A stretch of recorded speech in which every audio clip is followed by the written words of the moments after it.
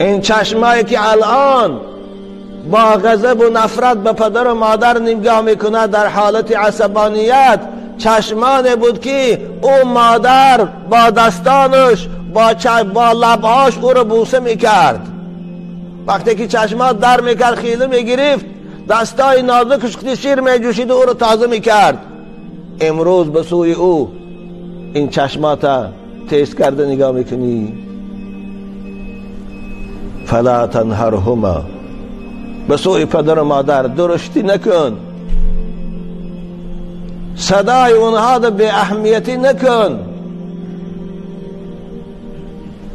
وقل لهما قولا کریما، با پدر و مادر وقتی که صحبت میکنی آرامانه، ملایم، از روی آداب صحبت کن. وقتی که حضرت عمر رضی الله تعالی عنه از این آیه مبارک پرسیدن، ایشان در جواب گفتند مراد از سخن ملایم و سخن خوش این است که پدر جان گو، مادر جان گو. عزیزان من، بعضی از جوانها رو میبینم به سبب فرفته شدن مدنیت دنیای غرب، به سبب شنیدن این سخن از فیلم ها و از کوچه ها، پدر و مادرشان پخن میگوین یا مخن میگوین، یا پدر و مادرشان موسفید میگوین و کمپیر میگوین. آیا این از نگاه اسلام درست است یا نه؟ نه عزیزان من، درست نیست.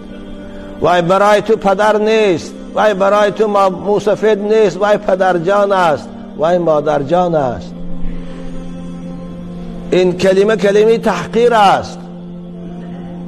خواه پخن و خواه مخن، خواه موسفید و خواه کمپیر، این کلمه برای اونها تحقیر است شنیدنش. مگر تو ناموس میکنی گویی که او پدر جان من است؟ مگر تو ناموس میکنی گویی که او مادر جان است؟ حالا این زیباگی تو همش خدمت اوست، این ثروتمندی تو همش دعای اوست. امروز ننگد میبیاد که او را آت جان گویی یا پدر جان گویی یا دادا جان گویی. حتی اگر پدر و مادر کافرم باشند، فرزند حق نداره نسبت اونها به آدابانه سخن گوید. خداوند با ما قصه ابراهیم میکند که حضرت ابراهیم علیه السلام پدرش است یا عمکش است، مفسرها اختلاف دارند، کافر بود، بت پرست بود.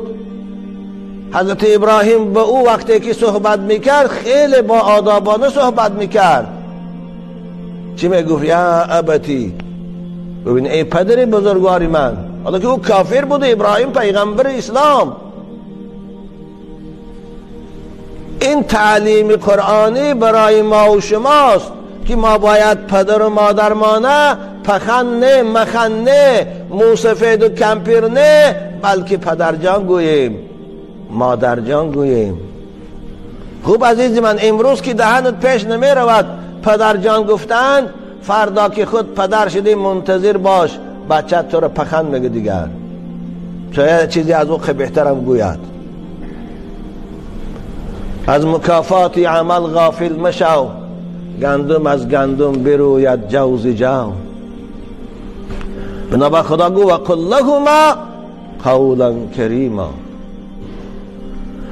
واخفض لهما جناح الذل من الرحمه. در نزد پدر و مادر بال تواضع پهن کن. وقتی که پدر و مادر از در میدارد پیش او راستا خیز. بچه های خوش رو، پدر و مادر خواه جوان است و خواه پیر، خواه منصبدار است و خواه بی منصب، خواه ملا است و خواه عوام، برای تو پدر است، برای تو مادر است، برای تو مقدس ترین انسان است. وقتی که از در می دراد پیش او راستا خیز. واخفض لهما جناح الذل، معناش همین است، یعنی در پیش پدر و مادر تکبری نکن، ثروتمند باشی دعوای پولداری نکن، پهلوان باشی دعوای پهلوانی نکن، در پیش پدر و مادر، چون غلام در پیش مولاش باش، چون مسئولهای اداره در پیش راهبر ادارش چگونه با آداب می ایستد نمی جنبد، مانند او باش. این از تعلیم خداوند. واخفض لهما جناح الذل. اما مع الاسف بسیار بچه ها رو میدانم و میبینم پدر و مادرش اگر یگان آدمی کلان نباشد، کلان زاده نباشد، یگان دهقان عادی، یگان کارگر عادی باشد، براش قدری ندارد، از در میدرد پیش نمیخیزد، صدا میکند بچم گفته نگاهش نمیکند. همون روزی که زن گرفت خود کارگر شد و پولیاب، دیگر پدر و مادرش براش بیگانه حساب است، پرواشان ندارد. آیا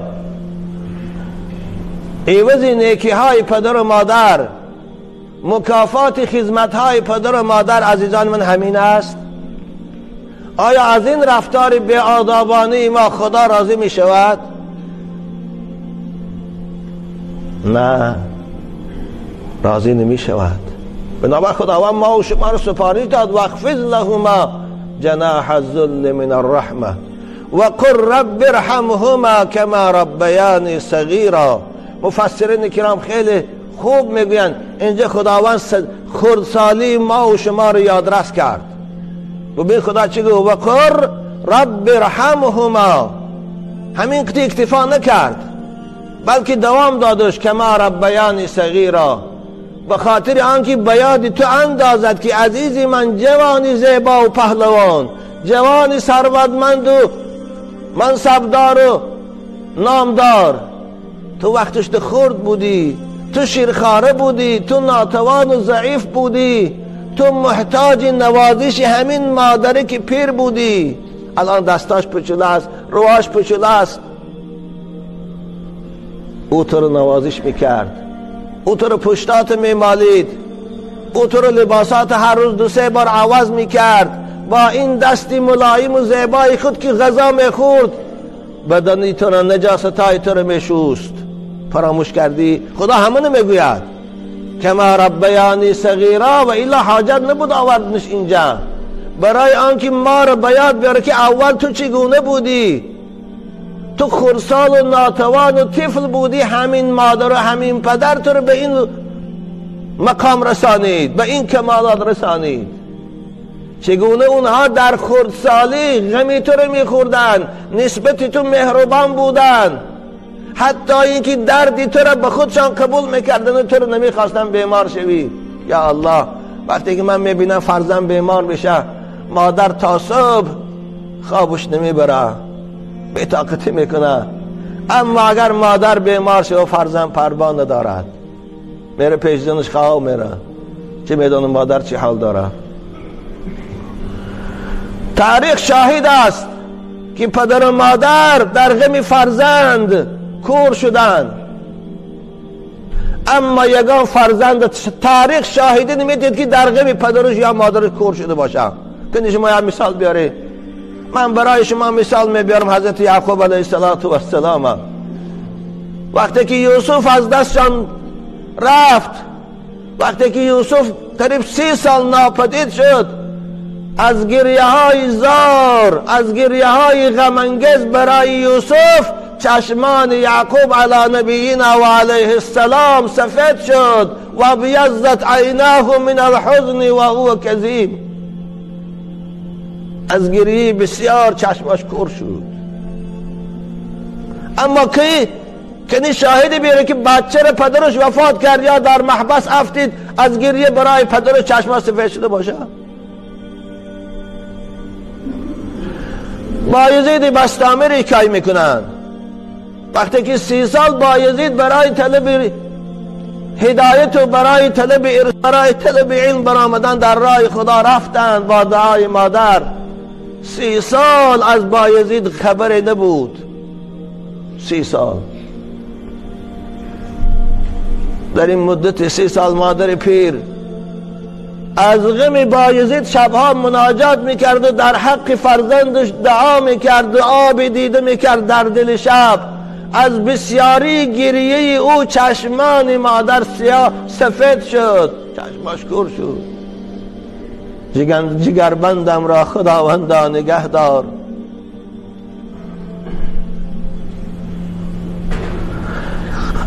اما ما ندیدیم بچه یا دختر برای مادرش گریه کرده باشد و از گریه چشماش سفید شده باشد. به خاطر این خداوند ما و شما رو سفارش می‌دهد و قل رب ارحمهما کما ربیانی صغیرا. خدایا این پدر مادر منه، اگر زنده باشن نگاهشان دار، عمری درازشان ته، هدایتشان کن اگر از غیر هدایت باشن. وقتی که بعضی بچه ها برای من روپرو میشن سلام میکنن و در چهرهشان سیمای صالحی است، با قلب محزون و چشمی پرآب میگوین حضرت ایشان در حق پدر مادر من دعا کن نماز خوان شود. چه جوانی با سعادت است. بنابراین جوان عزیز، آره ما دعا میکنیم، اما خدا خودت گفته است تو خود در حق پدر و مادر دعا کن، والله دعای تو از دعای من خوبتر اجابت میشود، زیرا خدا تو رو سفارش میدهد. و قل رب ارحمهما کما ربیانی صغیرا. خدایا پدر و مادر من نگه دار، عمر طولانی و با برکت. اگر گمراه باشن و بی نماز، خدایا پدر و مادر من هدایت کن و اهل نماز کن. خدایا چگونه تو قادر استی مادر ابو هریره را اهل نماز کردی و اهل ایمان، خدایا پدر و مادر من هم اهل نماز کن و اهل ایمان. دعا کن، دعای شما را قبول میکنه خدا.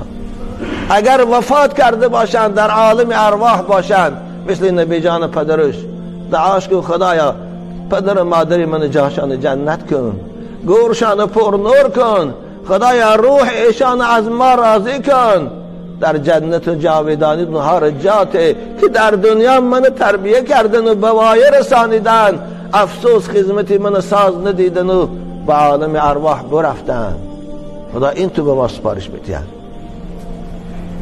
بنابراین عزیزان من، اگر شما به قرآن عمل کنید، اگر شما قرآن دستورالعمل زندگیتان قرار دهید، هم خود شما سعادت دارید و خوشبختید، هم پدر و مادر شما راحت دارن و سعادت دارن. بنابراین عزیزان من، خوب دانید پدر و مادر اطاعتش اطاعت خداست، پدر و مادر رنجشش و خفه شدنش غضب خداست. کار کنه که پدر و مادر آزار نیابد. الان شما همتان در مسافرت هستی، میدونی پدر و مادر شما در اونجا برای شما چقدر غم میخورن، برای شما چقدر فکر میکنن، برای شما چقدر دعا میکنن. یا الله، وقتی که خبری مرگ جنازه در جای ما رفت، 3 روز مادر و پدرش بیچاره از گریه کور شدن. خدا هرگز این روز برای پدر و مادرای شما نبیارد. بنابراین بچه‌های عزیز، پدر و مادراتان دوست دارید، پدر و مادراتان احترام کنید. خلاصه گفتیم همین است، اگر پدر و مادر از شما راضی باشد، خوشا به حالتان، شما بهشتی هستید. شما را در وقت پیری بچه هاتان دوست بدارن و خدمت میکنند. اگر پدر و مادر از شما ناریضا باشد، به خاطر همسرت پدر و مادرت رنجانی، به خاطر بچه دخترت پدر و مادرت به احترامی کنی، به خاطر پول و مالت از پدر و مادر بالا دانی و دریغ دانی، دان که تو دوزخی هستی، زیرا عاق پدر و مادر از رحمت خدا بی نصیب است، از بهشت خدا محروم است. و بالای این منتظر باش، پگه این بچه دخترکات تو رو حرمت نمی کنن. هرچی کردی با پدر، آن را ببینی از پسر.